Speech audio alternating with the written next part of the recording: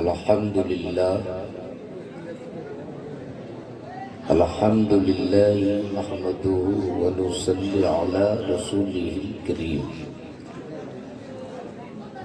اما بعد فاعوذ باللہ من الشیطان الرجیم بسم اللہ الرحمن الرحیم یا ایہا الذین آمنوا اتقوا اللہ وکونوا مع الصادقین آمنت باللہ صدق اللہ مولانا العظیم وصدق رسولہ النبی الامین الکریم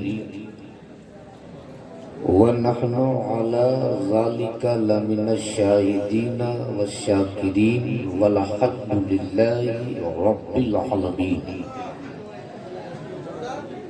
بارگاہ مصطفیٰ میں بآواز بلند پورا مجمع جھوم کے درود شریف پڑھ لیجیے۔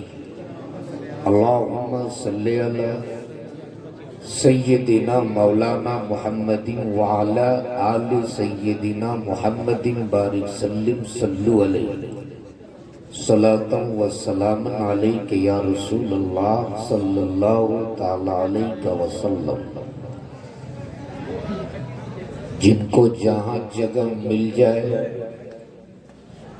چٹان کی طرح تھوڑی دیر بیٹھ جائے، اس لیے کہ دیوار تنگ ہو سکتی ہے، دامن جنات شاہ تنگ نہیں ہو سکتا ہے۔ اس لیے جن کو جہاں جگہ مل جائے تھوڑی دیر کے لیے آپ بیٹھ جائیں۔ بابو آپ لوگ کھڑے کیوں؟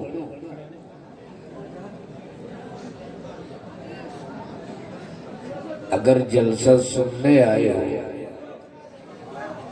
اور ایک ولی کے محبت میں ان کے در سے فیوز و برکات لینے آئے ہو تو کرسی پہ جگہ لے کے بیٹھ جاؤ، اور اگر صرف تماشا دیکھنے آئے ہو تو ہمیں آپ سے کچھ نہیں کہنا ہے، اس لیے کہ شہادت حسین برکاتی 22,000 سے جنگ نہیں لڑا کرتا، 72 حسینیوں سے جنگ جیت لیا کرتا۔ اس لیے اگر آپ حسین کے عشق میں اور ایک ولی کی محبت میں آئے ہو تو تھوڑی دیر کے لیے آپ بیٹھ جاؤ۔ مبارکباد دوں عرس کمیٹی کے وہ تمام ممبران کو جنہوں نے آج اپنے عشق کا ثبوت اپنے بزرگوں سے رشتہ جوڑ کے دیا ہے۔ اللہ تبارک تعالیٰ اپنے حبیب کے صدقے سے قبول فرمائے۔ زور سے بول دو آمین۔ شاعر اہل سنت جناب محترم غلام رضا سے آپ نے نعت و مناقب کے بہت اچھے اچھے اشعار سن لیے، تو کیا ارادہ ہے تھوڑی دیر آپ لوگ تقریر سنیں گے؟ یہ ساؤنڈ آپ کا ٹھیک ہے، کمے رکھیں، اور ایک بار سیٹ کر کے آپ یہاں بیٹھ گئے، اس لیے کہ میں ساؤنڈ والے کو جانتا ہوں، آپ بہت اچھے ہیں، ورنہ ساؤنڈ والا انگلی وہیں رکھتا ہے۔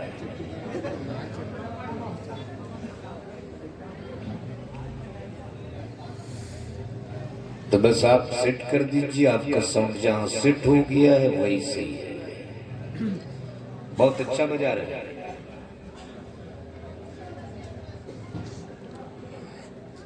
تو کیا ارادہ ہے تھوڑی دیر سن لیں گے؟ جی۔ اچھا پہلے ایک بات کلیئر ہو جائے، آپ سب لوگ اردو سمجھتے ہو نا؟ جی۔ ارے بولو نا، سمجھتے ہو نا؟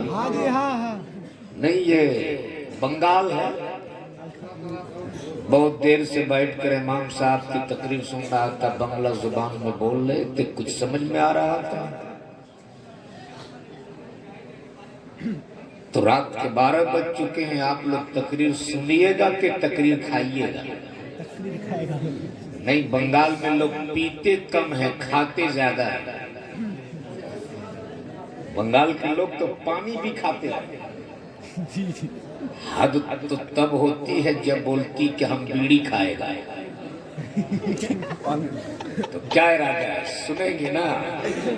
तो सब लोग उर्दू समझ लेते हैं ना? नहीं, असल में मैं आया था अभी मालदा के इलाके में जहां लोग बिल्कुल उर्दू नहीं समझते थे।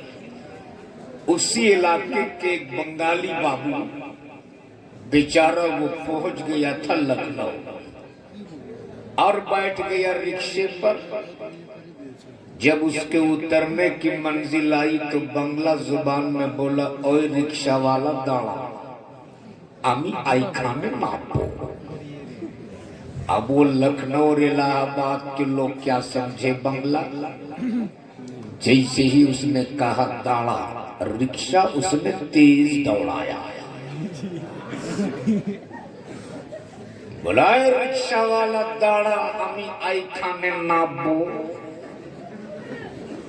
वो गरीब रिक्शे वाले के पास जितनी ताकत थी कस के पैदल मारा। तब वो बंगाली बाबू सोचे यहाँ बांग्ला चल बनाए। तब वो बड़ी जद्दोजहद के बाद हिंदी बोलने की कोशिश किया और कहा, रिक्शा वाला रिक्शा रोको, हम यहीं पे गिरेगा, हम यहीं पे गिरेगा। रिक्शा वाला बोले, भैया मैं 30 साल से रिक्शा चला रहा हूं, मेरा बाप भी रिक्शा चलाता था, आज तक हम लोगों ने किसी को नहीं गिरने दिया। आप आराम से बैठो, मैं आपको नहीं गिरने दूंगा। बोला, अरे बोलता ना हम गिरेगा। तब वो बेचारा रिक्शा वाला साइड में रिक्शा रोका और झोला से निकाला मजबूत सी मोटी रस्सी और रिक्शे के साथ जम के गिट्ठा बांधा और बोला, आराम से बैठिए, अब आप कभी नहीं गिरिएगा। तो अगर आप समझ गए तो जरा एक बार समझ के बोल दो, या रसूल अल्लाह। ऐसे नहीं, जरा जोर से, जोर से, जोर से। माशाअल्लाह। गुलाम रजा साहब कैसे कह रहे थे कि यहाँ लोग नहीं बोलते हैं। अरे इतना अच्छा बोलते हैं कि और लोगों की ये लोग बोलती बंद कर दे। और जब मुसलमान बोलना जिस दिन शुरू कर दिया ना, उस दिन अच्छे अच्छों की बोलती बंद हो जाएगी। इसलिए थोड़ी ही देर सुनिए, मगर जिंदा रह के सुनिए, इसलिए कि हम जिंदा वली के मजार में आए। जब वली हमारे जिंदा है तो वली के मानने वाले जिंदा क्यों नहीं हो सकते। इसलिए कि हमारी सुबह जिंदा है, हमारी शाम जिंदा है, हमारे दिल के तख्ती पर नबी का नाम जिंदा है। लेकिन मुसलमानों, आज आप जिस जगह पे बैठे हो ना, इस जगह को मेरे मुस्तफा ने जन्नत की क्यारी फरमाया है। बोल दो, बोल दो। और याद रखना, जब ऐसी मजलिस से सजती है तो इंसान अल्लाह के फरिश्ते उतर आते हैं। और जब इख्तिताम होता है ऐसी मजलिसों का तो वो फरिश्ते सीधे रब की बारगाह में हाजिर होते। रब फरिश्तों से पूछता, फरिश्तों कहां गए थे। मेरा रब तो कादिर मुतलक है, सब जानता है मेरा रब, सब देखता है मेरा रब, फिर भी फरिश्तों से पूछता, फरिश्तों कहां गए थे। तब वो फरिश्ते रब की बारगाह में अर्ज करते, मेरे माबूद, तेरी बनाई हुई जमीन पर तेरे पैदा किए हुए बंदे एक जगह पे बैठ कर तेरा भी जिक्र कर रखा था, तेरे महबूब का भी जिक्र कर रखा था, तेरे महबूब के महबूब का भी जिक्र कर रखा था। रब्बे सुल जलाल फरमाता, फरिश्तों का आवाज रखना, जितने उस बज़्म में शरीक थे मैंने उन सबों की मग़फ़िरत करवा दी। तो बोलो आप कितने पाक और पवित्र मजलिस में बैठे हो। खुदा की कसम आज अगर आपका बैठना कबूल हो गया ना, तो यही रात आपके लिए निजात वाली रात बन जाएगी। यही रात हमारे लिए बख्शिश वाली रात बन जाएगी। इसलिए कि हमारे पास ऐसे अमाल नहीं है कि हम अपने अमाल के बुनियाद पर बख्शे जाएंगे। हमारी इबादत भी इस लायक नहीं कि अल्लाह हमारी इबादत के बुनियाद पर हमारी मग़फ़िरत फरमा दे। हमारे अखलाक और किरदार भी इस लायक नहीं है कि हम अपने अखलाक और किरदार के बुनियाद पर बख्शे जाएं। हमें अपनी इबादत पे नाज नहीं, हमें तो रब की रहमत और मुस्तफा की शफाअत पे नाज है। इसलिए कि न दान पर, न तकवा पर, न सूद और इत्तेका पर है, हमारा नाज जो कुछ है मोहम्मद मुस्तफा पर है।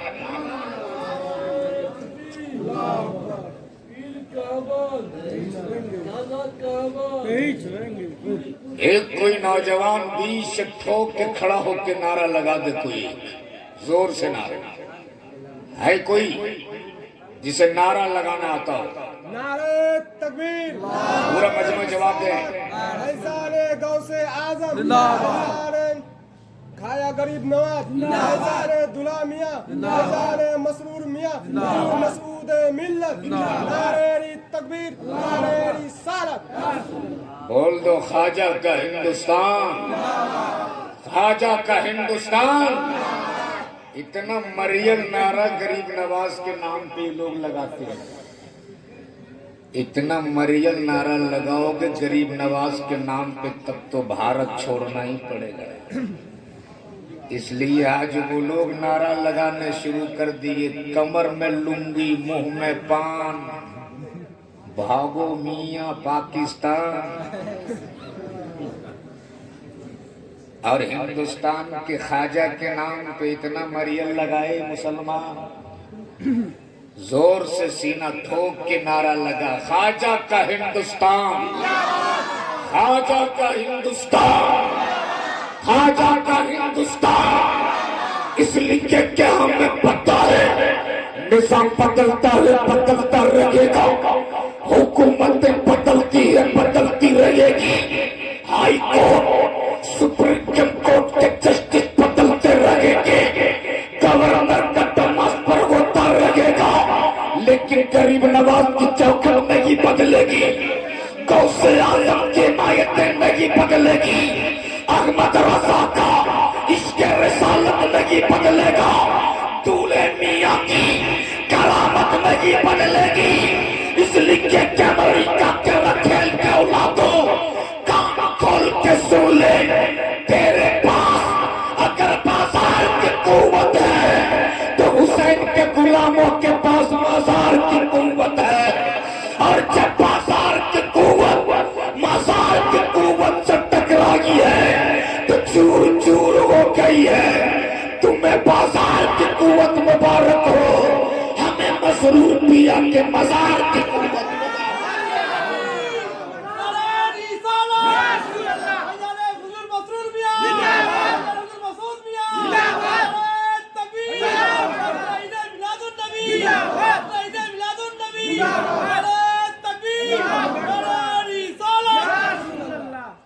इसलिए झूम के एक बार बोल दो या रसूल अल्लाह, और जोर से दोनों हाथों को उठा के या रसूल अल्लाह।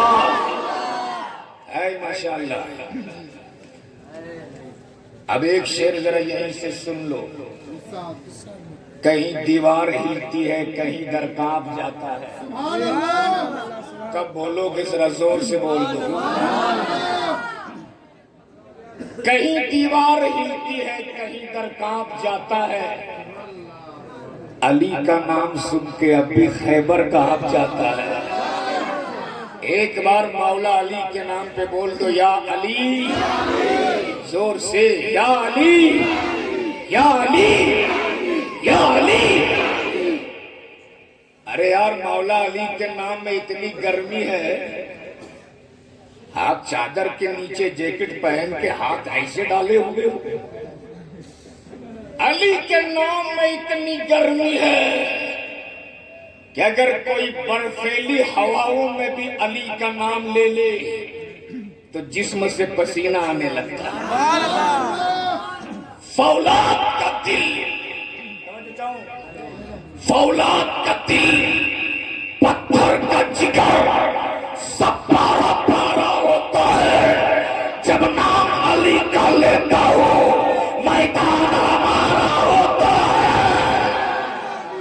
नारे तकबीर, नारे रिसालत, नारे हैदरी, नारे हैदरी।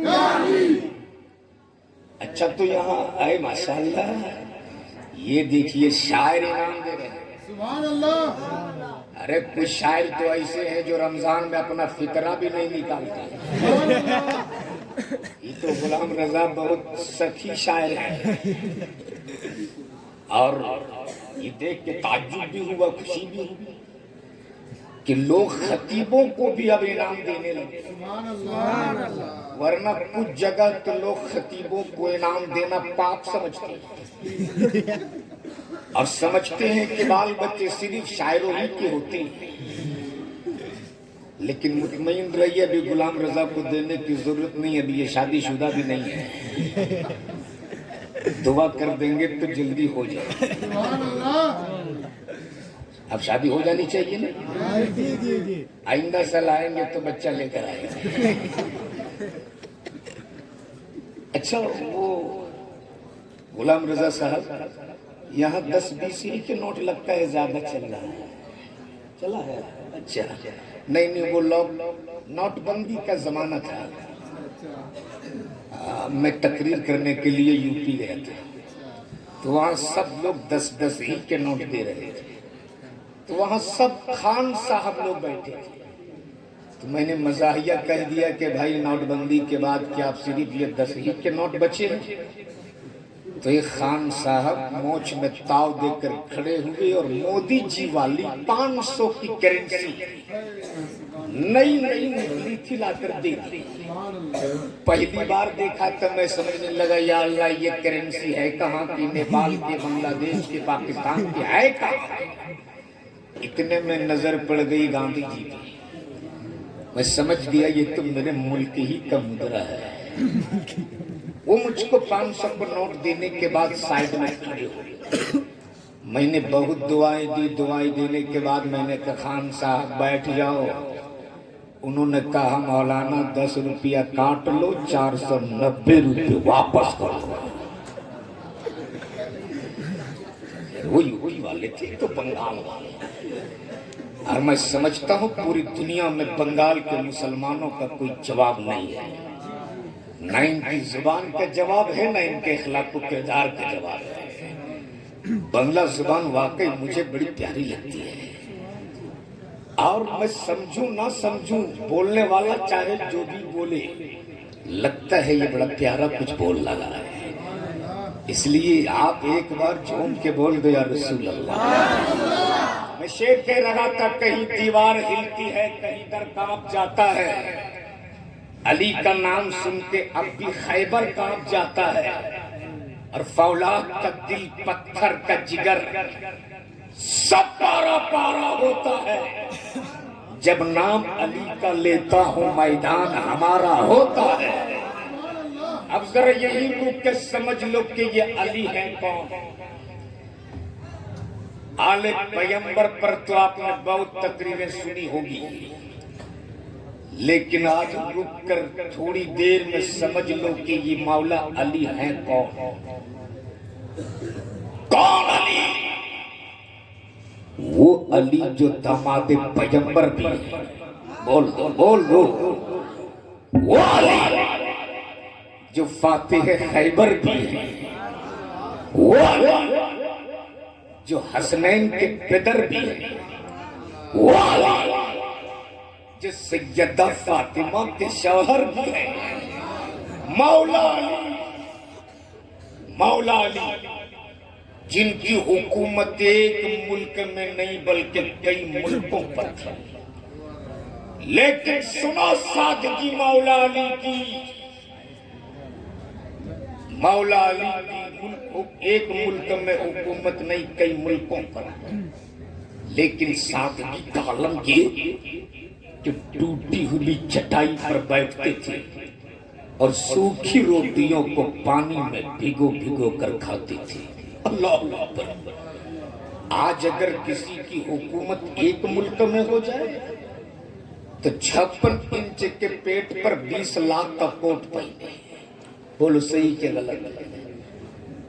میں اقتدار کی کرسی پر بیٹھنے والوں کی آنکھوں میں آنکھیں ڈال کے کہوں گا، اگر حکومت سیکھنی ہو تو فاتح خیبر مولا علی سے سیکھ لی، بول دو زور سے۔ علی کی حکومت ایک ملک میں نہیں کئی ملکوں پر، لیکن سادگی کا عالم یہ کہ ٹوٹی ہوئی چٹائی پر بیٹھ کر سوکھی روٹیوں کو پانی میں بھگو بھگو کر کھا رہے ہیں۔ ایک فقیر مولا علی کے پاس بول پڑا، بابا کچھ کھانے کو ملے گا؟ مولا علی فرماتے اگر سوکھی روٹی کھانا ہے تو دسترخوان پہ بیٹھ جائے، اور اگر اچھا کھانا چاہیے تو وہ سامنے دروازے پہ دستک دی۔ فقیر فقیر تھا، بول پڑا بابا پوری زندگی ہم نے گزار دی سوکھی روٹی پر، آج سوکھی روٹی نہیں، آج تو ذرا اچھا کھانا چاہیے۔ مولا علی فرماتے جا سامنے دروازے پہ دستک دی۔ فقیر نے دروازے پہ دستک دیا، تھوڑی دیر کے بعد دروازہ کھلا اور دروازہ کھولنے والا کوئی اور نہیں، مصطفیٰ کے نور ہے، بول بول زور سے، فاطمہ کے دل کے چین، کربلا والے وہی سیدنا امام حسین۔ جیسے یہ حسین مجتبیٰ نے دروازہ کھولا، فقیر کی نظر حسین کے چہرے پہ پڑی، حسین کے چہرے کو دیکھ کے بول پڑا حسین تمہیں شبیہ پیغمبر ہونا؟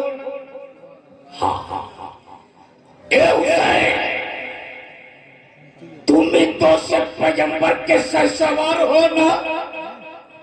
ہاں ہاں اے حسین تم اسی سخی باپ کے بیٹے ہونا جن کی سخاوتوں کی قسمیں پوری دنیا کھاتی ہے؟ حسین مجتبیٰ نے فرمایا ہاں۔ اے حسین تم اسی سخی ماں کے بیٹے ہونا جس نے پانی سے سحر کر لکھا، پانی سے افطار کر لکھا اور سامنے کی روٹی مانگنے والے کو دے دی۔ حسین مجتبیٰ فرماتے ہاں میں اسی سخی باپ کا بیٹا ہوں، اسی سخی ماں کا لخت جگر ہوں، اسی سخی نانا کا نواسا ہوں۔ تب فقیر بول پڑا حسین اسی سخی بیٹے باپ کے بیٹے کے سامنے، اسی سخی نانا کے نواسے کے سامنے، اسی سخی ماں کے لخت جگر کے سامنے آج یہ فقیر اپنا خالی دامن لیے کھڑا ہے، اپنی خالی چولی لیے کھڑا ہے۔ حسین میرے خالی دامن کو بھر دینا، میری خالی چولی کو بھر دینا۔ فقیر مانگتے گیا، سخی باپ کا سخی بیٹا اس کے چولیوں کو بھرتے گیا، سایہ سوال کرتے گیا، سخی باپ کا سخی بیٹا اس کے دامن کو بھرتے گیا۔ جب فقیر کا دامن दामन भर गया, फकीर की चोली भर गई।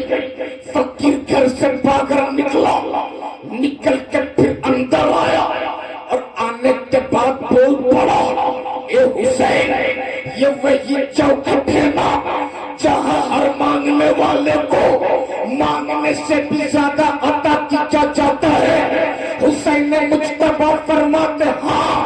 तब फकीर बोल पड़ा, हुसैन, मैंने देखा तेरे दरवाजे पर एक मफलूकुल हाल इंसान जिसके जिस्म पर फटे पुराने लिबास है, उलझे हुए बाल है, टूटी चटाई पे बैठकर सूखी रोटियों को पानी में भिगो भिगो कर खा रहा। हुसैन, उसके भी दामन को भर दो ना, उसकी बिचौलियों को भर दो ना। हुसैन ने मुज्तबा फरमाते, कौन कहाँ बैठा है, चल मैं उसके भी दामन को भरूंगा, उसकी बिचौली को भरूंगा। फकीर आगे आगे, आका हुसैन पीछे पीछे, साहिल आगे आगे, मेरे हुसैन पीछे पीछे घर से भागकर निकले। और निकलने के बाद उस साहिल ने जमीन पर बैठा उस फकीर की जानिब उंगली उठाई और कहा, हुसैन, देख वो फकीर बैठा है, देख वो मफलूकुल हाल बैठा है। जैसे ही हुसैन ने मुज्तबा की नजर पड़ी, आंखें फटी की फटी रह गई, दिल तड़प उठा और बरजस्ता बोल उठे, अरे साहिल, जिसका तुम फकीर समझ रहा है, ये कोई फकीर नहीं, इस घर के मालिक मेरे बाबा हजरत मौला अली बैठे। नारे तकबीर, नारे रिसालत, नारे हैदरी, से जिन्नात अली खान कादरी, नारे तकबीर। इसलिए मौला अली के नाम पर, अली के नाम का सदका लेने वालों, मौला अली के नाम के खैरात खाने वालों, अरे ये तो उसी मौला अली का सदका है। क्या आज हम इस माहौल में सांसें ले रहे हैं? पूरा मजमा झूम के बोल दो या रसूल अल्लाह, एक बार जोर से बोल दो या रसूल अल्लाह। आप एक वली के उर्स में आए हो, बोलो आए हो ना, एक वली के उर्स में आए हो। अच्छा, हम अहले सुन्नत वल जमात के लोग हैं, हमें अपने वलियों पर भरोसा है, हमें इनके मज़ारों की चादरों पर भरोसा है कि हमें रुसवा कभी नहीं होने देंगे, हमें कहीं लावारिस नहीं होने देंगे। हम लावारिस नहीं, हम तो वारिस वाले, बोल दो जोर से। लेकिन आज हम लोग सिर्फ अपने बुजुर्गों की करामतें सुनते हैं और खूब नारा लगाते हैं, लेकिन हमारे बुजुर्गों ने हमें क्या पैगाम दिया है उस पे हम अमल नहीं करते। गौस के नाम पे नारा तो हम खूब लगाते हैं, लेकिन गौसे आजम ने कहा क्या है उस पे हम अमल नहीं करते। गौस के नाम पर नारा लगाने वालों, अरे मेरा गौस तो वो थे जिसने 40 साल तक इशा के वजू से फजर की नमाज अदा की है, बोल दो जोर से। और आज के इस उर्स के मौके पर गौसे आजम का एक कौल सुना रहा हूं, सुन लो। तकरीरें बहुत सुने हो, आज थोड़ी देर सुन के जाओ और एक पैगाम लेकर के यहाँ से जाना। आज तकरीरें तो खूब होती है और हमारे खतीब लोग आपको आकर के जन्नत के टिकट काट कर दे देते हैं, जा तू जन्नती हो गया। सुन, आज यहाँ से एक पैगाम सुन ले, जिंदा रहोगे तब भी काम आएगा, कब्र की मंजिल में जाओगे तब भी काम आएगा। سرکار غوث اعظم کا ایک قول ہے، فرماتے ہیں کہ اگر کسی نے کسی بھوکے کے منہ میں کھانے کا ایک لقمہ ڈالا، غور سے سننا، اگر کسی نے کسی بھوکے کے منہ میں کھانے کا ایک لقمہ ڈالا، گویا اس نے 1000 جامع مسجد بنانے سے بہتر کام کیا۔ کب بولو گے؟ ذرا زور سے بول دو۔ کسی بھوکے کے منہ میں کھانے کا ایک لقمہ ڈالا 1000 جامع مسجد بنانے سے بہتر ہے۔ لیکن ذرا اپنے سینے پہ ہاتھ رکھ کے سوچ مسلمان، ایک ہی آنگن میں بھائی کا بچہ بھائی کے غربت کی وجہ سے دودھ کے لیے تڑپ رہا ہے، ہمیں توفیق نہیں ہوتی اس غریب بھائی کے بچے کے لیے دودھ کا انتظام کرو۔ ہمارے پڑوس میں رہنے والے میرا بھائی، ان کے بچے بھوک کی شدت سے ایڑیاں رگڑ رگڑ کے دم توڑ دیتا، ہمیں توفیق نہیں ہوتی ایک بار ان کے گھر جھانک لیں اور یہ دیکھ لیں کہ کہیں اس کے گھر میں کوئی فاقے میں تو نہیں ہے۔ تیرا پڑوس چاہے جس دھرم کا ہو، تیرا پڑوس چاہے جس مذہب کا ہو، ہر حال میں اس کا خیال رکھنا، اس لیے اگر تم نے پڑوس کا خیال رکھا تو خدا کی قسم تم زمین کے اوپر رہو گے تب بھی کامیاب رہو گے، زمین کے اندر جاؤ گے جب بھی کامیاب رہو گے۔ کیا ہوگا؟ آپ لوگ بیٹھ جاؤ، آپ لوگ بیٹھ جاؤ، وہ لوگ کچھ باتیں ہو گئی سلٹ لیں گے، آپ ادھر دے اور ایک بار پورا مجمع جھوم کے بول دو یا رسول اللہ، زور سے بول دو یا رسول اللہ۔ آپ لوگ بیٹھ جاؤ بھیا، بیٹھ جاؤ آپ لوگ، بس تھوڑی دیر میری گفتگو ہوگی، بہت قیمتی وقت نکال کر میں آپ کے بیچ آیا ہوں۔ اس وقت ادارہ شریعت، مرکزی ادارہ شریعت پٹنہ سے غازی ملت علامہ غلام رسول صاحب بلیا پیر کی قیادت میں ایک کارواں نکلا ہے جو جھارکھنڈ، بہار، بنگال اور اڑیسہ کے گاؤں گاؤں جا کر کے اپنے مسلمانوں کو بیدار کرنے کی کوشش کر رہا ہے۔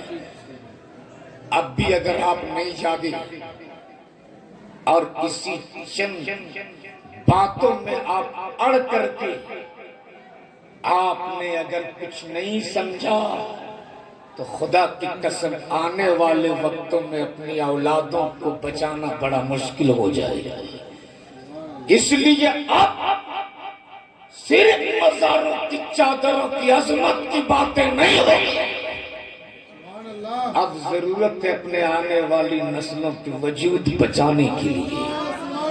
جب ہمارا وجود باقی رہے گا تب یہ مزاروں کی چادریں سلامت رہے گی، ہمارے بچے کے وجود باقی رہے گے تب قبروں پہ فاتحہ پڑھنے والا رہے گا، ہمارے بچوں کے وجود باقی رہے گے، مزاروں کی عظمت بھی سلامت رہے گی، مزاروں کی چادروں کو وقار بھی سلامت رہے گا۔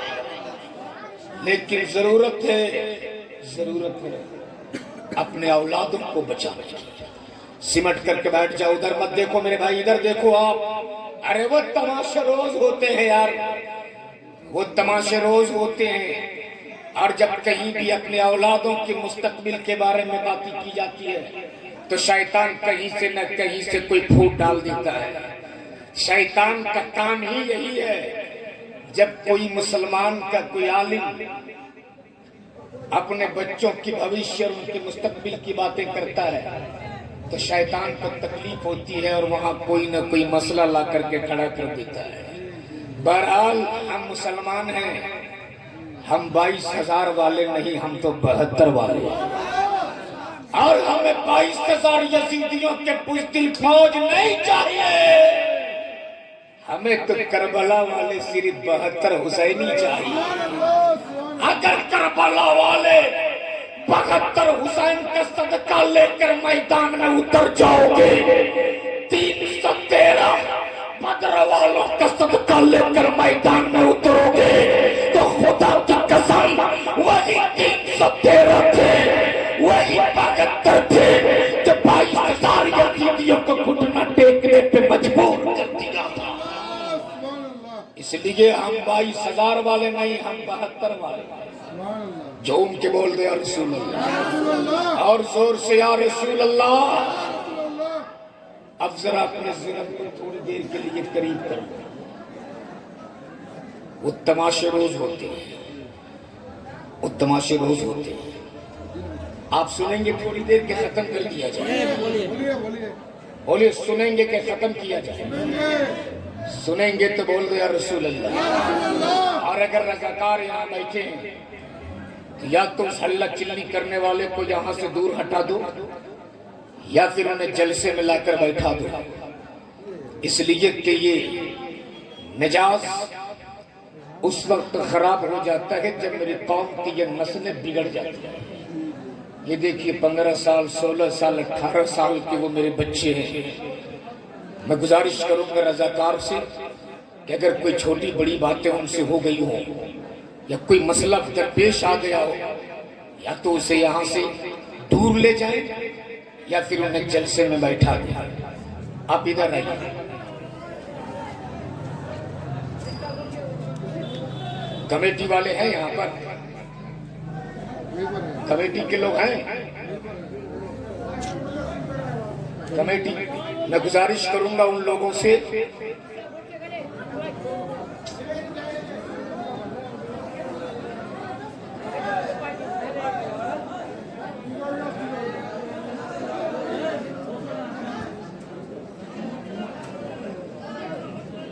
ایسے ماحول میں تقریر نہیں ہو پائے گی. یا تو سلام پڑھ لیجیے یا پھر ان کو وہاں سے ہٹا دیجیے.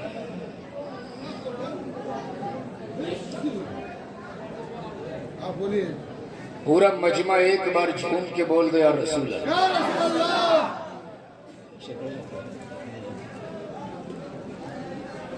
قریب آ کے بیٹھ جاؤ. ایک بار پورا مجمع بول دے یا رسول اللہ. ذرا دونوں ہاتھوں کو فضاؤں میں لہرا کے ربیع النور کا جھنڈا بنا کے بول دے یا رسول اللہ. سرکار کی آمد, آقا کی آمد, مولا کی آمد, حضور کی آمد, نور کی آمد. سبحان اللہ. اب آ جائیے جو ہمارے ہیں وہ میدان میں آ جائیے. آج کل جلسوں میں 3 کوالٹی کے لوگ آتے ہیں. غلام رضا بھائی, آج کل جلسوں میں 3 کوالٹی کے لوگ آتے ہیں. کچھ لوگ جلسہ دیکھنے آتے ہیں, کچھ لوگ جلسہ سننے آتے ہیں, اور کچھ ہی لوگ ہیں جو جلسہ سننے آتے ہیں. تو جو دیکھنے والے تھے وہ دیکھ لیے کہ پنڈال کہاں بنا ہے, اسٹیج کہاں بنا ہے, ساؤنڈ کیسے لگا ہے, دیکھ لیے وہ چل گئے. اب جو لوگ سونگھنے آئے تھے وہ سونگ رہے تھے. سموسے کی دکان کہاں ہے, پکوڑی کہاں بنی ہے, چائے کہاں بنی ہے, وہ سونگھ لیے. کھائیں گے نہیں, کھائیں گے نہیں, سونگ لیے چل دیے. اب جو لوگ سننے والے تھے اوریجنل, جو لوگ سننے والے, اب یہی لوگ بیٹھے ہوئے. سبحان اللہ. اچھا ایک بات بتاؤ, آپ لوگ کسان آدمی ہو نا, یہاں کھیتی ویتی ہوتی کہ نہیں ہوتی؟ کھیتی کرتے ہو آپ لوگ؟ ایک بات بتا دو, دھان جب پک جاتا ہے تو آپ لوگ کیا کرتے ہیں؟ پکنے کے بعد سبحان اللہ کاٹ لیتے ہیں, اور کاٹنے کے بعد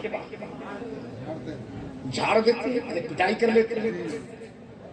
کاٹنے کے بعد پیٹ دیتے ہیں, اور پیٹنے کے بعد کیا کرتے ہیں؟ ہوا نہیں دیتے ہو آپ لوگ. تو جب ہوا دیتے ہو اور جو اڑ جاتا ہے اسے آپ لوگ اپنی زبان میں کیا کہتے ہیں؟ پتنگ. پتنگ. پتنگ. اچھا جو اڑ جاتے ہیں یہاں بھی اختلاف ہے تو اس کو پتن کہتے ہیں. تو آپ خود ہی فیصلہ کر لو, ہلکی سی ہوا چلی اور جو اڑ گئے وہ کون تھے, میں نہیں کہوں. اب جتنے اوریجنل لوگ تھے اب یہی سب بیٹھے ہوئے. تو اگر آپ اوریجنل ہو تو ایک بار اوریجنل تیور میں بول دو یا رسول اللہ. ارے لگے کہ ابھی جلسہ شروع ہو رہا ہے, جھوم کے بول دو, زور سے زور سے. ماشاءاللہ. اگر ایسا مجمع صرف 72 کا مل جائے تو کئی گھنٹے تقریر ہو سکتی ہے. اللہ آپ کی سماعت کو قبول فرمائے. جھوم کے بول دو یا رسول اللہ. اب ذرا مولا علی اور سیدہ فاطمہ کو دیکھو. میرے نبی نے فرمایا مسلمانوں میں بہتر مسلمان وہ ہے جو بھوکوں کو کھانا کھلائے اور لوگوں کو سلام کرے. لیکن آج ہم کھانا کھلانے سے بھی دور ہیں, سلام کرنے سے بھی دور ہیں. اگر گاؤں کے سیکریٹری ہیں تو بیچ چوراہے پہ کرسی میں بیٹھ کر سینہ پھلا کے رہتے ہیں کہ میں تو گاؤں کا سیکریٹری ہوں, امام صاحب آ رہے ہیں وہ ہمیں سلام کریں. اور اگر پیر صاحب ہیں تو مت پوچھئے, میں تو پیر ہوں, مرید مجھے سلام کریں. اور اگر حاجی صاحب ہیں تب تو قیامت. ہم تو مکہ مدینہ دیکھ کے آئے ہیں, ہم کیوں سلام کریں؟ لوگ آ رہے ہیں مجھے سلام کریں گے. لیکن مسلمانوں سن, نبی نے فرمایا سلام کو عام کرو.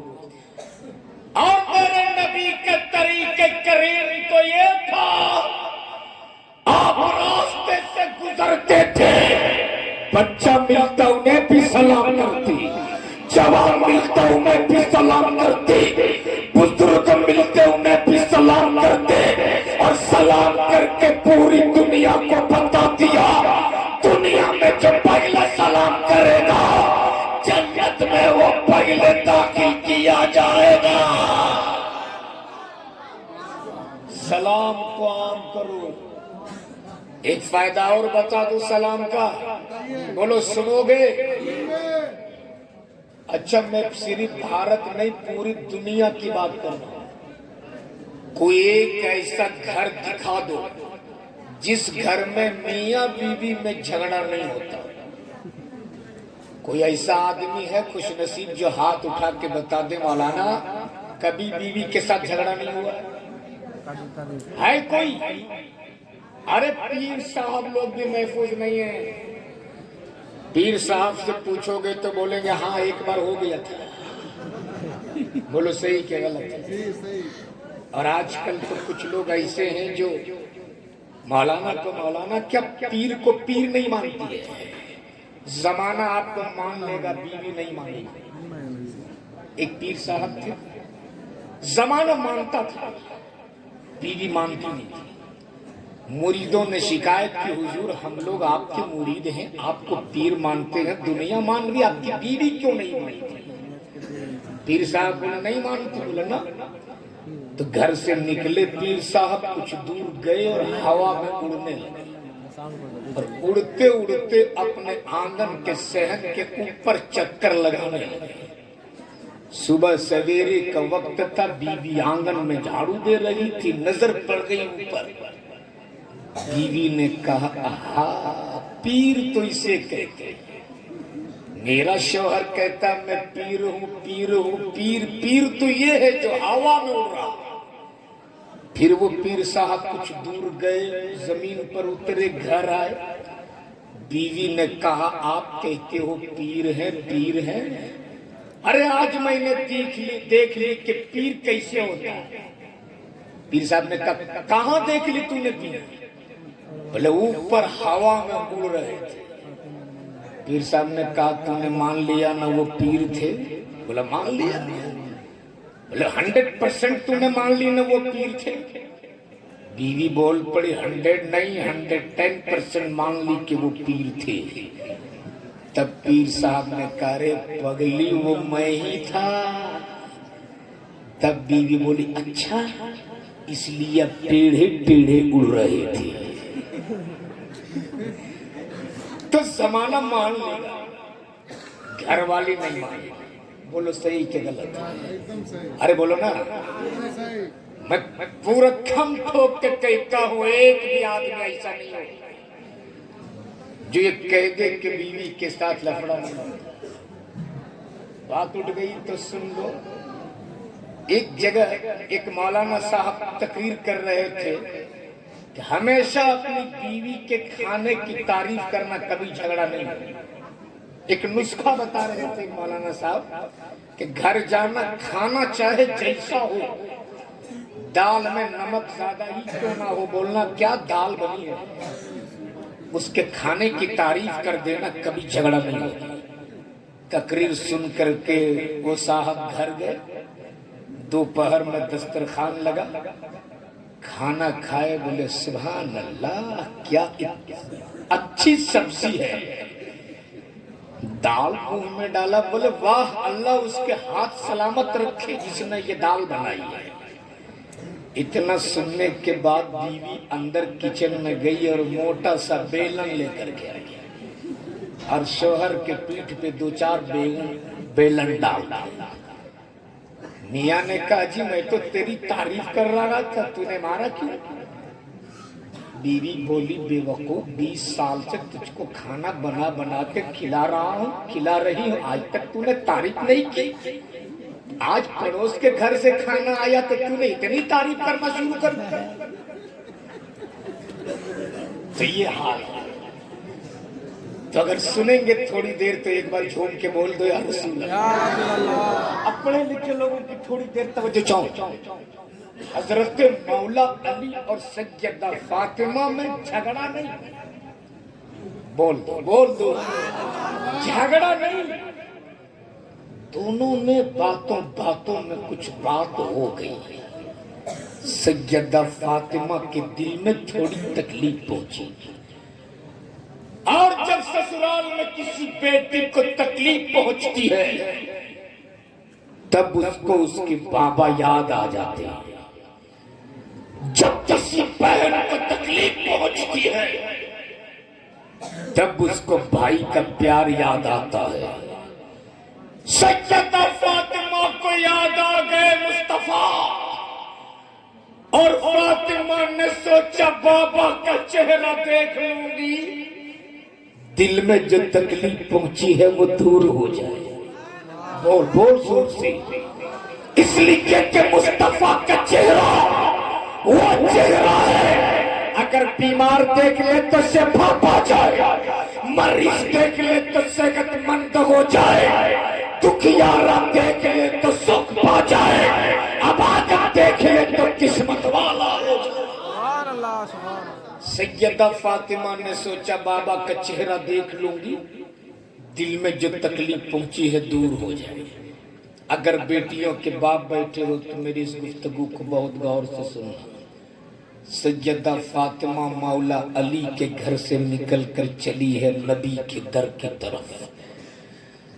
جیسے ہی فاطمہ نبی کے چوکھٹ پہ پہنچی ہے, نبی کونین کے گھر کا دروازہ بند ہے. سیدہ فاطمہ نے کنڈی بجائی, اندر سے آواز آتی کون؟ سیدہ فاطمہ بول پڑی بابا آپ کی بیٹی فاطمہ. اندر سے نبی رحمت فرماتے کون فاطمہ؟ اللہ اکبر. اس فاطمہ کے بارے میں پوچھ رہے کون فاطمہ جس کی شان تو یہ ہے کل محشر کی بھیڑ میں جب فاطمہ کی سواری گزرے گی تو ایک نیتا دینے والا نیتا دے گا, ایک آواز دینے والا آواز دے گا. اے میدان محشر والوں اپنی نگاہیں جھکا لو, نبی کی بیٹی فاطمہ کی سواری گزرنے والی ہے. اس فاطمہ کے بارے میں مصطفیٰ پوچھ رہے کون فاطمہ، کون فاطمہ؟ اب ذرا یہی رک کر پہلے سیدہ فاطمہ کو سمجھ لو کہ یہ فاطمہ کون ہے۔ میرے نبی صحابہ کرام کے بیچ بیٹھ کر خطاب فرما رہے ہیں، ابھی چھوٹی ہے فاطمہ، کم سن ہے فاطمہ، کم عمر ہے فاطمہ، دوڑی دوڑی مصطفیٰ کے بارگاہ میں ہے۔ جیسے ہی سیدہ فاطمہ نبی کے قریب آئی، میرے نبی نے کھڑے ہو کر اپنی بیٹی فاطمہ کا استقبال فرمایا، بول دو سبحان اللہ۔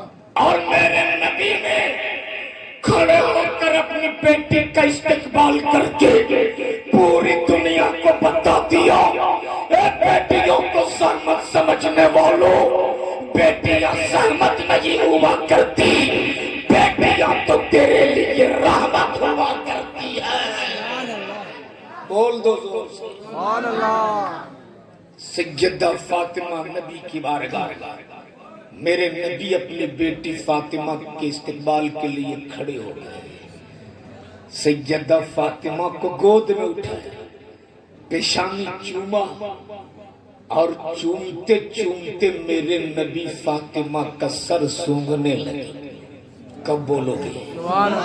زور سے، زور سے۔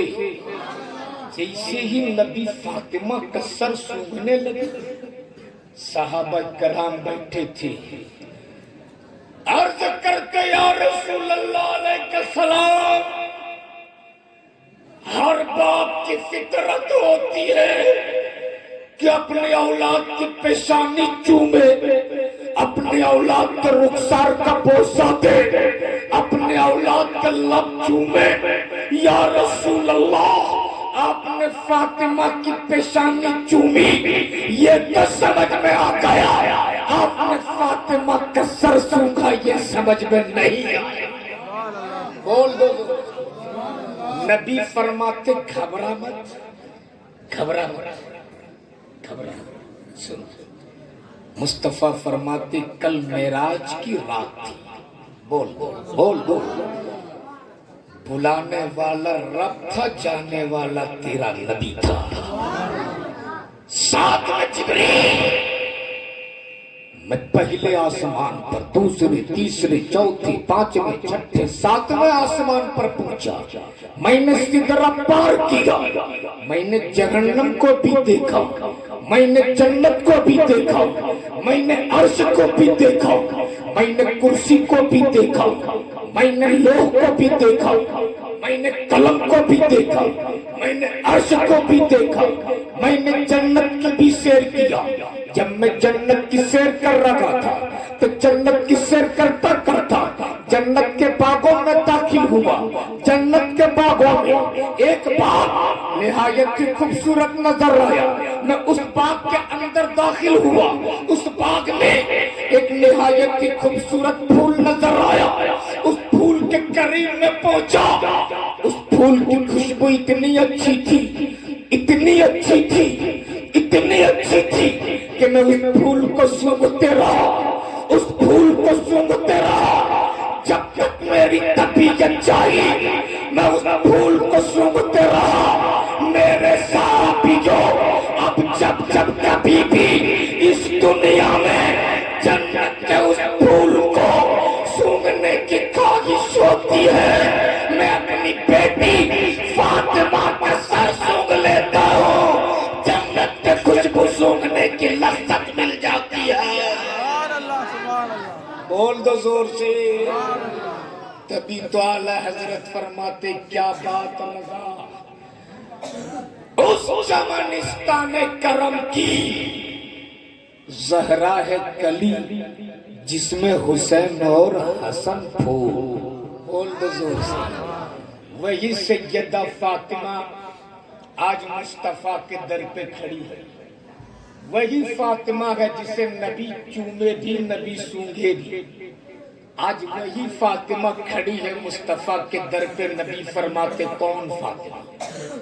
کون فاطمہ؟ بابا حسن کی امی فاطمہ، نبی فرماتے کون حسن؟ کون حسن؟ بابا حسین کی امی فاطمہ۔ نبی یہ رحمت فرماتے کون حسین؟ کون حسین؟ تب فاطمہ بول پڑی بابا علی کی بیوی فاطمہ۔ بولو بولو زور سے۔ اب سننا میرے نبی کا جواب، اگر بیٹیوں کے باپ بیٹھے ہو تو بہت غور سے سننا۔ میرے نبی نے فرمایا کہ بیٹی لوٹ جا، لوٹ جا فاطمہ، اس دروازے پہ تم اسی وقت آنا جب تیرے ساتھ تیرا شوہر مولا علی مشکل کشا آ جائے۔ ارے بول لو نا زور سے، اللہ اکبر۔ لیکن آج ہمارے یہاں کا کیا ماحول ہے؟ اگر ہماری بیٹی اور داماد میں ذرا سی انبن ہو جائے تو ہم اپنے محلے کے 10-12 بڑا بڑا پیٹ والا ٹکلے قسم کے لوگ 500 روپے اوپر والی جیب میں، سائڈ والی جیب میں 1000، ادھر والی جیب میں 2000 ڈال کے ہم ان کو لے کے جاتے ہیں انصاف کا۔ وہ اتنے ظالم ہوتے کہ انصاف تو نہیں کرتے، معاملہ مکمل صاف ضرور کر دیتا ہے۔ پھر ہوتا کیا ہے؟ فیصلہ پنچایت، کورٹ، کچہری، عدالت، نوبت طلاق۔ بولو صحیح کہ غلط ہے؟ بولو صحیح کہ غلط ہے؟ لیکن میرے نبی نے فرمایا بیٹی لوٹ جاؤ، لوٹ جا فاطمہ، یہ گھر کا دروازہ تیرے لیے اس وقت تک بند ہے جب تک تیرے ساتھ تیرا شوہر مولا علی مشکل کشا نہ آ جائے۔ سبحان اللہ۔ لوٹ گئی فاطمہ، بابا کے چوکھٹ سے لوٹ گئی فاطمہ۔ ادھر مولا علی مشکل کشا گھر پہنچے، دیکھے فاطمہ نہیں ہے، دل تڑپ گیا۔ اور علی نے سوچا میری باتوں سے میری فاطمہ کو تکلیف پہنچی ہوگی، میری باتوں سے میری فاطمہ کا دل دکھا ہوگا، وہ فاطمہ گئی ہوگی بابا کے چوکھٹ پر، وہ فاطمہ گئی ہوگی مصطفیٰ کے در پر۔ مولا علی ڈھونڈ چلے اپنی بیوی فاطمہ کو، ادھر سے مولا علی اپنے گھر سے نکل کر نبی کے در کے طرف، ادھر سے سیدہ فاطمہ نبی کے در سے نکل کر علی کے گھر کے طرف، بیچ راستے میں دونوں کی ملاقات ہو جاتی۔ کب بولو گے؟ ارے بول دو زور سے۔ اب جب دونوں کی ملاقات ہو گئی تو مولا علی نے انتظار نہیں کیا کہ میں فاتح خیبر ہوں، فاطمہ میری بیوی ہے، میں اس کا شوہر ہوں، فاطمہ مجھے سلام کرے گی۔ علی نے نہیں سوچا، مولا علی نے آگے بڑھ کر سیدہ فاطمہ کو سلام کر دیا۔ ارے بول دو۔ لیکن آج تو ہم لوگ اپنے آپ کو تیسمار خان سمجھتے ہیں کہ ہم شوہر ہو کر بیوی کو سلام کریں، لیکن ہماری ماں بہنیں بھی اتنی نیک ہوتی ہے، اگر آپ عید کے روز بھی ان کو سلام کر دیجئے تو بولتے وقت گنہگار کیوں کرتے ہو جی؟ لیکن یاد رکھنا آج اس عرس کے پروگرام اور جلسے میں آنے والوں، نبی نے فرمایا سلام کو عام کرو۔ آج یہاں سے ایک پیغام لے کر کے جاؤ، آپ صبح نکلتے ہو گھر سے کمانے کے لیے، شام میں آپ گھر واپس لوٹتے ہو، آپ کے دروازے پر بوڑھی ماں مل جائے اسے بھی سلام کر لو، ابو مل جائے اسے بھی سلام کر لو، دروازے پہ تیرے چھوٹے چھوٹے بچے مل جائے اسے بھی سلام کر لو، اور اگر تیرا گھر خالی ہو، تیرے گھر میں کوئی نہیں تو داخل ہونے سے پہلے سلام کرو، اس لیے کہ میرے مصطفیٰ فرماتے جس گھر میں کوئی نہیں ہوتا اس گھر میں فرماتے ہیں سلام کو عام کرو. سیدہ فاطمہ کو مولا علی نے سلام کیا. سبحان اللہ. جھگڑا ختم. مولا علی کو سیدہ فاطمہ نے آگے بڑھ کر علی کے دستے کرم کو چوم لیا. جیسے ہی علی کے دستے کرم کو فاطمہ نے چوما ہے، مولا علی نے آگے بڑھ کر فاطمہ کے زلفوں کو چوم لیا. جیسے ہی علی نے فاطمہ کے زلفوں کو چوما ہے، تڑپ گئی فاطمہ اور پلک پلک کے رونے لگی اور رو رو کے عرض کرنے لگی، علی میں گئی تھی اپنے بابا کے چوکھٹ پر، میں گئی تھی اپنے بابا کے دروازے پر، آج میرے بابا نے اپنی بیٹی فاطمہ پر اپنے گھر کے دروازے کو بند کر دیے. میرے وہ بابا مجھ سے بے پناہ محبت کرتے تھے، میرے وہ بابا جو مجھ کو چومتے بھی تھے، مجھ کو سونگتے بھی تھے، آج میرے لیے اپنے گھر کے دروازے کو بند کر دیے. مولا علی فاطمہ کا ہاتھ پکڑتے، تسلی دیتے اور فرماتے فاطمہ گھبرا مت، اب چل دو. کیا کہا؟ اب چل تو. سبحان اللہ. اب چل تو. آگے آگے مولا علی، پیچھے پیچھے سیدہ فاطمہ. بول دو آگے آگے فاتح خیبر، پیچھے پیچھے خاتون جنت، آگے آگے حسن کے ابا، پیچھے پیچھے حسین کی امی. دونوں مصطفیٰ کے در پہ حاضر. نبی کریم کے گھر کے دروازہ بند. مولا علی فرماتی فاطمہ اب ذرا کنڈی بجا تو. ہائے ہائے ہائے. جیسے ہی سیدہ فاطمہ نے پہلی کنڈی بجائی، نبی کے کونین نے اپنے رحمت والے ہاتھ سے گھر کا دروازہ کھول دیا اور فرماتے مرحبا میری بیٹی تو آ گئی، مرحبا میری فاطمہ تو آ گئی. گویا نبی کے کونین نے اپنی بیٹی فاطمہ پر اپنے گھر کے دروازے کو بند کر کے قیامت تک آنے والی اپنی پوری امت کو پیغام دے دیا کہ اگر تیری بیٹی اور داماد میں کبھی انبن ہو جائے تو تم اس میں دخل اندازی مت کرو، بلکہ ان دونوں کو صلح کر لینے دو. اگر تو نے اس پہ عمل کر لیا تو خدا کی قسم تیرے گھر میں کبھی طلاق کی نوبت آئی نہیں سکتی ہے. زور سے بولو. لیکن آج اگر ہماری بیٹیوں کو ذرا سی تکلیف ہو جاتی ہے سسرال میں، فون کرتی ہے گھر، ابو باپ بھی کم نہیں ہے، بولتا ہے بیٹی گھبرانا مت، اب بھی آتا ہوں اس کا گھر کا کھوٹی کھمبا سب اکھاڑ دوں. اس سے آپ اپنی بیٹیوں کے گھر سدھار نہیں رہے، گھر بگاڑ رہے. نبی رحمت نے مولا علی اور فاطمہ کو گھر کے اندر دونوں کو بیٹھا دیا اور مصطفیٰ فرماتے علی میری فاطمہ کو تکلیف مت دینا.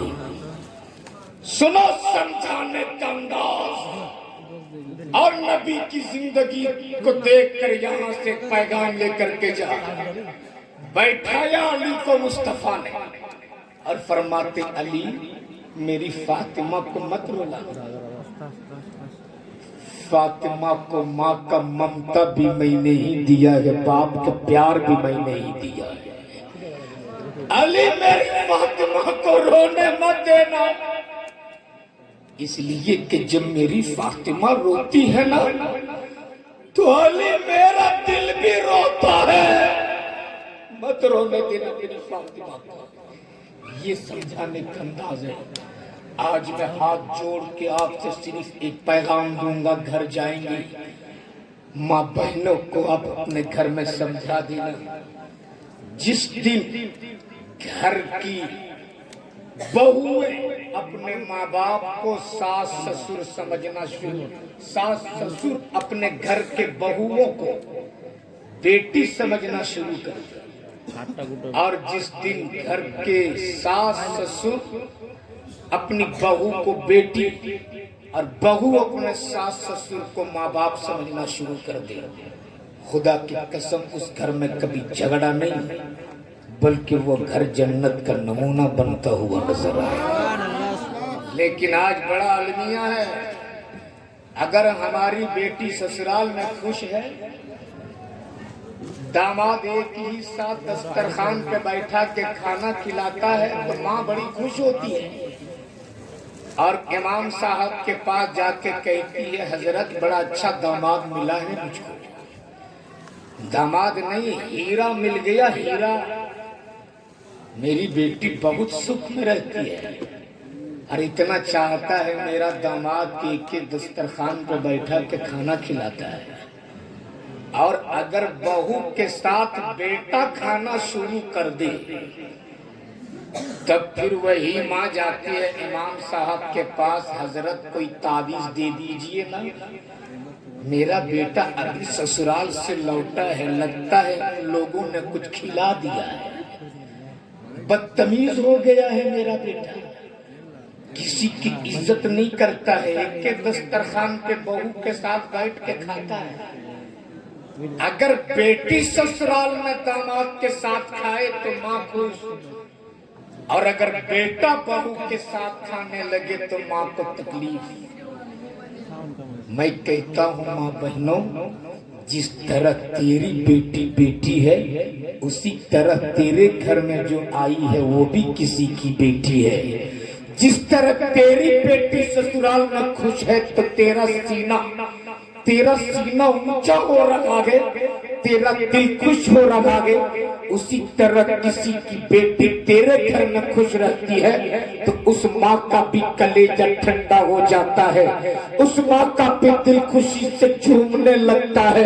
اس لیے میں آپ سے کہوں گا میرے بھائیوں، آپ کے گھر میں جو کسی کی بیٹی آئی ہے اپنے باپ کو چھوڑ کے آئی ہے، بھائی کا پیار چھوڑ کے آئی ہے، ماں کی ممتا چھوڑ کے آئی ہے، باپ کی محبت چھوڑ کے آئی ہے، گاؤں والوں کی محبت چھوڑ کر کے تیرے گھر آئی ہے، تیری خدمت کرتی ہے، تیرے ماں باپ کی بھی خدمت کرتی ہے، تیرے کپڑے کو بھی وہی دھوتی ہے، تیری ہر ضروریات کو وہی پوری کرتی ہے۔ اس لیے تیرے گھر جو بیٹی آتی ہے بیوی کی شکل میں، اسے کبھی تکلیف مت دینا، اسے کبھی پریشان مت کرنا۔ خدا کی قسم، جس شوہر نے اپنی بیوی کو خوش کر لیا اور جس بیوی نے اپنے شوہر کو خوش کر لیا، اللہ کے رسول سے جنت کی بشارت سنانے آیا۔ اس لیے میرے بھائی، بس اخیر میں چلتے چلتے صرف ایک بات کہوں گا میں آپ لوگوں سے، جو ادارے شریعہ کی تحریک نکلی ہے اور بہت جلد آپ کے بنگال میں بھی اس تحریک کا پروگرام ہوگا انشاءاللہ۔ ابھی 11 تاریخ سے لے کر اب تک ایک منٹ بہت قیمتی ہے۔ بہار 11 تاریخ سے لے کر آج تک 5 پروگرام ہوئے جھارکھنڈ اور بہار میں، دن کو ادارے شریعہ کا پروگرام، رات میں جلسہ۔ 11 تاریخ سے لے کر اب تک نہ دن کو چین ہے نہ رات کو سکون ہے، بس پاگل کی طرح سفر کر رہا ہوں، بس اس لالچ کے ساتھ کہ ہماری قوم کے نوجوانوں کی جو مستقبل ہے، میرے بچوں کی مستقبل میں میری آنے والی نسلوں کا وجود کا کیا ہوگا، آنے والی نسلوں کی حفاظت کس طرح کی جائے، بس یہی سوچ کر ادارے شریعت سے جو قافلہ اور کاروان نکلا گیا، اپنے لیے نہیں اپنے قوم کی اولادوں کے لیے، آنے والے مستقبل کے لیے، اس میں بہت سارے ایجنڈے ہیں۔ ایک ایجنڈا جو ہے وہ ہے مطالبہ جہیز اور تلک کا خاتمہ میری سماج سے ختم کیسے۔ ایک بات بتائیے، آپ لوگوں کے یہاں ڈیمانڈ ہے کہ نہیں ہے؟ شادی بیاہ میں ڈیمانڈ ہے؟ لوگ نہیں لیتے ہیں؟ یہاں مانگتے ہیں لوگ۔ میں تو سوچا تھا صرف جھارکھنڈ اور بہار میں بھیک منگا ہے، آپ کے یہاں بھی بھیک منگے ہیں؟ میں تو کہوں گا ان کو بیٹی باپ سے مانگنے کی ضرورت نہیں ہے، اسٹیشن پہ ایک ڈرام لے لے اور اس میں لکھ دے میں بیٹا کا باپ ہوں، بہت بڑا بھیک منگا ہوں، مجھ کو بھیک دو۔ ایک سال صرف مانگ لے، شو روم سے وہ اسکارپیو خرید لے گا۔ مانگنا ہے تو اسٹیشن پہ مانگ، غریب بیٹیوں کے باپ سے کیوں مانگتا ہے، کیوں مانگتا ہے؟ آج ہماری بیٹیاں مراد آباد، کانپور، لکھنؤ، گجرات، سورت جیسے شہروں میں بکنے پہ مجبور ہوں۔ آج میری قوم کی وہ بیٹیاں جس کا چہرہ غیر محرم کو دیکھنا حرام، مسجد کے سامنے کھڑی رہتی ہے کاغذ لے کر، میری بیٹی کا رشتہ طے ہو گیا ہے، بھیک منگوں نے 1.5 لاکھ کا ڈیمانڈ کیا ہے، 10-20 روپیہ چندہ دے دو، ان بھیک منگوں کی جھولی بھر سکوں۔ میں پوچھتا ہوں اپنے قوم کے نوجوانوں سے، آخر وہ کون ہے جس نے میری قوم کی بیٹیوں کو مسجد کے دروازے پہ کھڑی ہونے پہ مجبور کیا ہے؟ مسلمان اپنے سینے پہ ہاتھ رکھ کے بتا قصور کس کا ہے جو ایک باپ کو اپنے زمین بیچنے پہ مجبور کر رہا ہے؟ کب سدھرو گیا؟ اور اس وقت میرا سینہ دہل گیا، کلیجہ میرا منہ کو آ گیا جب میں نے ایک حادثہ سنا اسی مالدہ میں، بہت قریب ہے مالدہ آپ کے یہاں سے، آج بھی مالدہ میں پیٹل والا رکشہ چلتا ہے، چلتا ہے نا؟ لاک ڈاؤن کا زمانہ تھا، میں یہی مالدہ آیا تھا جلسے میں، بس اسٹینڈ سے جانا تھا ریلوے اسٹیشن، غالباً 1.5 سے 2 کلومیٹر کا سفر طے کرنا تھا۔ ایک ہی رکشہ والا وہاں تھا، صبح سویرے کا وقت تھا، ایک ہی رکشے والا تھا، چہرے پہ داڑھی تھی، سر پہ گمچھا باندھا ہوا تھا، عمر تقریباً اس کی 55 سے 60 کے قریب رہی۔ جب مجھے کوئی رکشہ والا نہیں ملا تو میں اسی چچا کے رکشے پہ بیٹھ گیا، لیکن اس کے اس ناتوا بازو اور پوری ہڈی کو دیکھ کر مجھے افسوس ہو گیا۔ میں رکشے سے اتر گیا اور اترنے کے بعد میں نے ان سے کہا، چچا وہ کون سی مجبوری ہے جس نے آپ کو اس عمر میں بھی رکشہ کھینچنے پہ مجبور کیا؟ اس نے میری طرف دیکھا اور کہا، مولانا آپ مسافر ہو، سفر کر لو، یہ میرا روزانہ کا کام ہے، یہ میں روز کرتا ہوں۔ میں نے کہا، چچا میں اپنے قوم کا ایک ذمہ دار آدمی ہوں، جب تک آپ اپنی پریشانی بتاؤ گے نہیں ایسے مسائل کا حل کیسے ہوگی؟ آخر وہ کون سی مجبوری ہے جس نے اس عمر میں بھی آپ کو رکشہ کھینچنے پہ مجبور کیا؟ تب اس نے ڈبڈبائی ہوئی آنکھوں سے میری طرف دیکھا اور بھرائی ہوئی آواز میں بول پڑا، حضرت میرے پاس کوئی بیٹا نہیں ہے، اللہ نے مجھ کو بیٹا نہیں دیا ہے، چار چار بیٹیاں ہیں میری، چار چار۔ اس وقت 3 بیٹی میری شادی کے لائق ہو چکی ہے۔ جو دن جوانی کے سسرال میں گزارنے کے تھے، آج وہ میری جوان بیٹیوں میرے اس ناتواں کاندھے پر جنازے کی طرف پڑھ رہے ہیں۔ سماج کے ٹھیکیداروں نے میری بیٹیوں کو کنواری رکھنے پر مجبور کیا ہے۔ لوگ رشتہ لے کر آتے رہے، میری بیٹی کو پسند بھی کرتے تھے، گھر واپس جانے کے بعد ٹیلی فون میں کہتے تھے ہمیں رشتہ منظور ہے، ہمیں آپ کی بیٹی پسند ہے، مگر جہیز میں 2.5 لاکھ روپیہ چاہیے، 1 موٹر سائیکل چاہیے۔ حضرت میری وہ حیثیت نہیں تھی کہ اپنی بیٹی کو ڈیمانڈ میں 2.5 لاکھ دے سکتا، میری وہ حیثیت تو طاقت نہیں ہے کہ میں اپنی بیٹی کے ڈیمانڈ میں موٹر سائیکل دے سکتا۔ میری مجبوری اور میری غربت تو یہ ہے کہ میں دن بھر رکشہ چلاتا ہوں، تب جا کر رات میں میرے گھر میں چولہا جلتے ہیں۔ میں اپنی بیٹی کے جہیز میں 2.5 لاکھ روپیہ کہاں سے انتظام کرتا؟ میری بیٹی کنواری گھر میں پڑی ہے، میری بیٹی کنواری سسکیاں اپنے گھر میں لے رہی ہے۔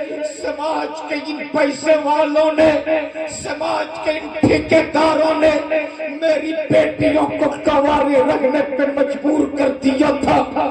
تب میرے پڑوس میں رکھنے والے میرے چچیرے بھائی نے ایک آدمی کو پکڑ کے لایا اور کہا یہ مراد آباد سے آیا ہے، یہ کنوارا ہے، اس کو بیوی کی ضرورت ہے، نکاح کرنے کے لیے آیا ہے۔ میں اس کو جانتا بھی نہیں تھا، اس کو پہچانتا بھی نہیں تھا، میں اس کا نام بھی نہیں جانتا تھا، اس کے حسب و نسب کے بارے میں بھی مجھے معلوم نہیں تھا، میں اس کا گھر کا پتہ بھی نہیں جانتا تھا۔ آخر کار مجبور ہو کر میں نے اس اجنبی انسان کے ساتھ اپنی بیٹی کا نکاح کر دیا۔ میری بیٹی روتی بھی رہی، میری بیٹی چیختی بھی رہی، میری بیٹی چلاتی بھی رہی، لیکن سماج کے ان ٹھیکیداروں کے کانوں میں جوں تک نہیں رہی۔ میری بیٹی، میں نے اپنی بیٹی کو روتے بلکتے اپنے گھر سے ودا کر دیا۔ جب میری بیٹی میرے گھر کو چھوڑ رہی تھی تو ایسا نہیں لگتا تھا میری بیٹی کی ڈولی اٹھ رہی، ایسا لگتا تھا میرے گھر سے میری بیٹی کا جنازہ جا رہا ہے۔ میری بیٹی روتی رہی، بلکتی رہی، سسکیاں لیتی رہی، آہ بھرتی رہی، روتا بلکتا ہوا میں چھوڑ کر چلی گئی۔ ایک بیٹی کو میں نے بھیج دیا۔ اب میرا روزانہ کا معمول یہ تھا، صبح رکشہ لے کے نکل جاتا ہوں، دن بھر رکشہ چلاتا ہوں، رات میں میرے گھر چولہا جلتے ہیں، تب میری اولاد کھانا کھاتی ہے۔ ایک دن رکشہ چلا کر رات میں جب میں گھر لوٹا، انہوں نے کہا میرے گھر میں لائٹ بھی نہیں ہے، میرے گھر میں بجلی بھی نہیں ہے، اس لیے کہ بجلی کے بل دینے کے لیے میرے پاس بھی پیسے نہیں ہے کہ میں اپنی گھر کے بجلی کا بل بھی دے پاتا۔ آج بھی میرے گھر میں اندھیرا ہے، آج بھی مٹی کا تیل ڈال کر میں اپنے گھر میں چراغ چلاتا ہوں۔ جب میں رکشہ چلا کر رات میں گھر لوٹا، گھر کا دروازہ بند تھا۔ جب میں نے آواز دی، میری بیٹی نے دروازہ کھولا اور دروازہ کھولنے کے بعد میری بیٹی میرے قدموں میں گر گئی اور گر کے کہنے لگی ابو میں زندہ رہنے کے لائق نہیں ہوں، مار دو مجھے ابو، مار دو مجھے ابو، کاٹ دو مجھے میرے ابو، میں آپ کو منہ دکھانے کے لائق نہیں ہوں۔ اس وقت میں نے اپنی بیٹی سے کہا تھا بیٹی گھبرا مت، ابھی میں دن میں رکشہ چلاتا ہوں نا، اب میں رات کو بھی رکشہ چلاؤں گا، اور تیرے بوڑھے باپ کے بازوؤں میں آج بھی اتنی طاقت ہے کہ دن رات رکشہ چلا کر تیرے جہیز کے لیے میں انتظام کروں گا، تجھے کواری گھر میں بیٹھنے نہیں دوں گا، تیری بھی شادی کراؤں گا۔ جب میں نے اپنے بیٹی کے بازو کو پکڑ کے اوپر اٹھایا، ٹمٹماتی ہوئی روشنی میں جب میں نے اپنی بیٹی کے سر سے آنچل ہٹایا تو میرے پیروں تلے زمین کھسک گئی۔ میری وہی بیٹی جسے 3 سال پہلے میں مراد آباد پہنچی تھی، وہی میری بیٹی میرے قدموں میں پڑی تھی۔ میری بیٹی نے کہا ابو آپ کے بھی ساتھ دھوکہ ہوا ہے، میرے ساتھ بھی دھوکہ ہوا ہے۔ جو انسان میرا شوہر بن کر آیا تھا وہ میرا شوہر نہیں تھا، وہ ایک دلال تھا، دلال جو مجھے یہاں سے لے جانے کے بعد نہ جانے میرے جسم کو کتنے جگہ پر انہوں نے سودا کیا، نہ جانے میری عزت کے ساتھ کتنے لوگوں نے کھلواڑ کیا۔ کوئی ایسی رات نہیں گزری جس رات میں کسی غیر کے بستر کی زینت نہیں بنی ہو۔ ابو کسی طرح سے ان ظالموں سے چھٹ کر بھاگ کر کے اپنے گھر میں آئی ہوں۔ میں اپنے قوم کے نوجوانوں سے کہوں گا اگر اب بھی تیرا ضمیر زندہ ہے، اگر تو نے اپنے شعور کو بیچا نہیں ہے، اگر تیرے سینے میں چمڑے کا دل ہے، پتھر کا مورت نہیں ہے، تو آج اپنے دل کی آواز سن۔ آج یہ حادثہ ایک کے ساتھ نہیں، اسی بنگال میں ہزاروں ایسے باپ ہیں جن کے ساتھ روزانہ یہ حادثہ ہوتا ہے، اسی انڈیا میں لاکھوں ایسے باپ ہیں جن کے ساتھ روزانہ یہ میٹر ہوتا ہے، اسی بنگال میں ہزاروں ایسی بیٹیاں ہیں جہاں روزانہ بیچی جاتی ہے۔ اس لیے میں ہاتھ چھوڑ کے کہوں گا اللہ نے اگر تجھے بیٹا دیا ہے تو 2.5 لاکھ 3 لاکھ میں بیچ مت، بلکہ کسی غریب کی بیٹی کو اپنے گھر کی بہو بنا لے۔ خدا کی قسم اگر تم نے اس پہ عمل کر لیا زمین کے اوپر رہو گے تب بھی کامیاب رہو گے، زمین کے اندر جاؤ گے تب بھی تم کامیاب رہتے ہوئے حضرات۔ یہ روزانہ کا معاملہ ہے، ایسے روزانہ ہوتی ہے۔ اس لیے میں آپ سے پوچھوں گا زندہ دل مسلمان بتا جہیز رکنا چاہیے کہ نہیں رکنا چاہیے؟ ہاتھ اٹھا کے دکھاؤ، یہ ڈیمانڈ بند ہونا چاہیے کہ نہیں ہونا چاہیے؟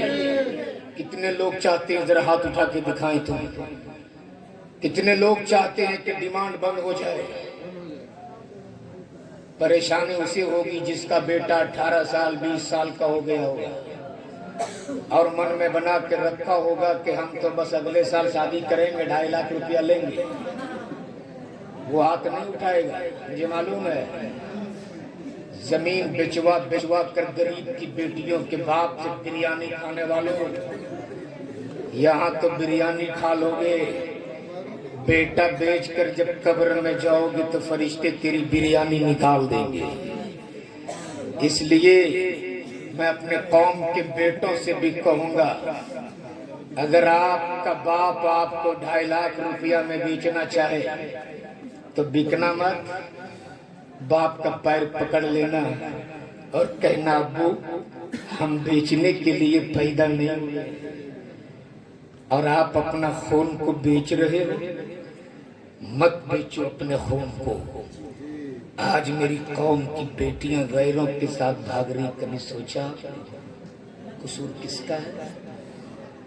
آپ 2.5 لاکھ کا پنڈال بنا لیتے ہو شادیوں میں، ایمان سے بتانا اس 2.5 لاکھ کے پنڈال میں آنے والی باراتی کتنی دیر تک بیٹھتی ہے جب تک وہ ناشتہ نہ کرے؟